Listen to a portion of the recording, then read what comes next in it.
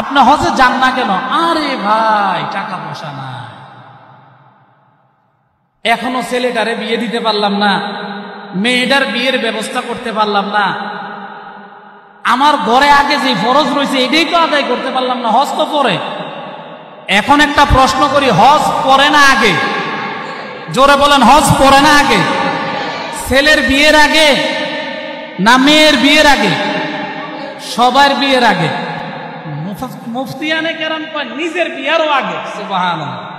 আমরা তো মনে করি সাধারণভাবে যে ছেলে মেয়ে বিয়ে দিয়ে দিব, অথচ বিয়ে দিয়ে হজে যাব, কিন্তু হজের জন্য নিজের বিয়েও ফরজ হওয়া দরকার নেই। নিজের বিয়েও ফরজ না, সম্পদ হচ্ছে হজ করো, সম্পদ আছে হজ করো। বিয়ের সাথে, বিয়ে দেওয়ার সাথে, করার সাথে হজের কোনো সম্পর্ক নাই। এরপরেও যদি সে হজ না করে, তাহলে এবার বুঝছেন, তাহলে হজ ফরজ হওয়ার জন্য কতটুকু সম্পদ জরুরি? ঘরের বিবি বাচ্চা চলার মতো সুন্দরভাবে 2 মাস সে হজে যাবে এবং আসবে, যাওয়া আসা পর্যন্ত তার স্ত্রী পুত্র কারো কাছে হাত পাতবে না, এবং তার যাওয়া আসার ভাড়া তার কাছে আছে, আসার পরে তার কোনো কষ্টভাবে চলতে হবে না। এই পরিমাণ সম্পদ থাকলে তার উপর হজ ফরজ। এখন কেউ হজ ফরজ হয়েছে, করব করব করব করব এই আশায় সে না করেই মারা গেছে। আল্লাহর নবী বলেন এমন ব্যক্তির অবস্থা কি?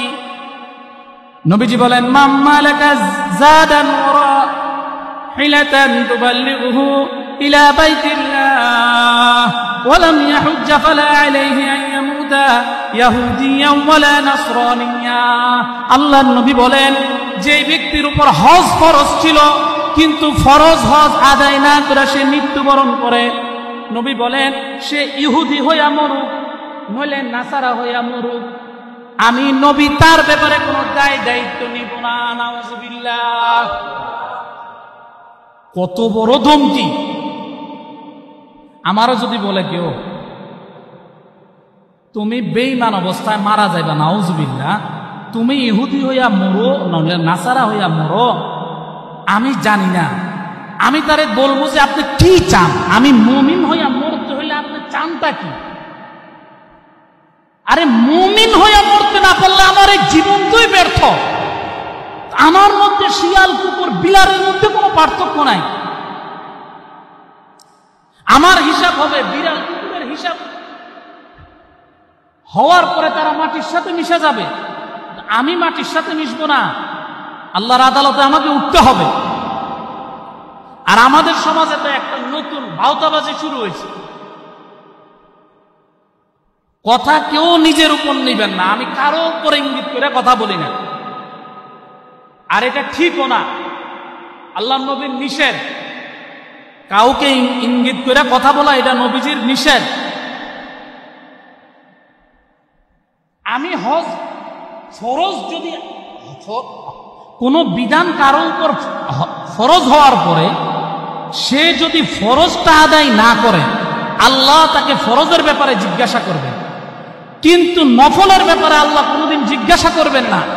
কোনো মানুষ যদি সারা জীবনে একবার উমরা না করে, আল্লাহ জিজ্ঞাসা করবে না কেন তুই উমরা করলি না। কেউ যদি জীবনে সালাতুত তাসবিহ নামাজ না পড়ে, আল্লাহ জিজ্ঞাসা করবে না কেন তুই সালাতুত তাসবিহ নামাজ পড়লি না।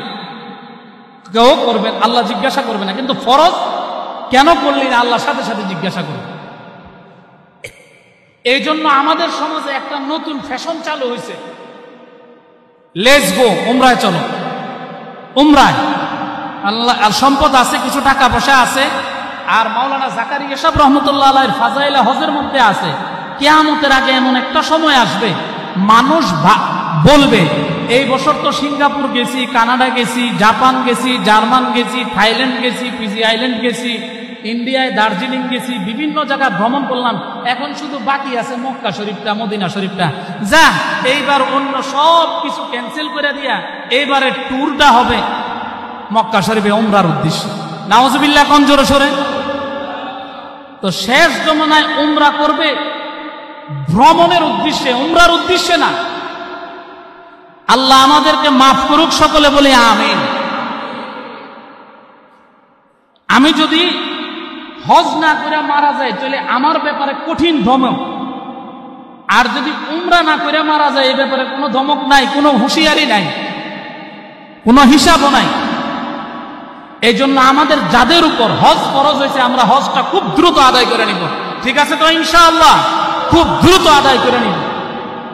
এখন যার উপর হজ ফরজ হয়েছে উমরা তার জন্য জরুরি না, উমরা পরে, উমরা আমাদের জীবনে যত হাজারবার মন চায় করেন, কোনো অসুবিধা নাই, কিন্তু আগে ফরজ হজটা আদায় করে নেন। জীবনে একবার হজ ফরজ, এরপরে আপনি যতবার করবেন সব নফল, কিন্তু প্রথমবার হজটা ফরজ। এজন্য ফরজ হজ আমরা আগে আদায় করে নিব। আমাদের নতুন যে ট্রেডিশনটা শুরু হয়েছে এটার দিকে আমরা মনোনিবেশ করব না, এটার দিকে আমরা মনোযোগী হব না। উমরা আমার পরে, আগে হজ করার পরে এবার আমরা উমরা করেন। এখন তো আল্লাহ দিলে উমরাতে যে আয়ে হেরেও হাজি, এখন আবার নতুন শুরু হয়েছে কয় বড় হাজি আর ছোট হাজি। যে বড় হজ করছে তারে কয় বড় হাজি, যে উমরা করছে হেরে কয় ছোট হাজি। আল্লাহ আমাদেরকে এই জাতীয় ফিতনা থেকে হেফাজত করুক, সকলে বলি আমিন। যে কথাগুলি বললাম আল্লাহ আমাদেরকে বুঝার তৌফিক দান করুক, সকলে বলি আমিন।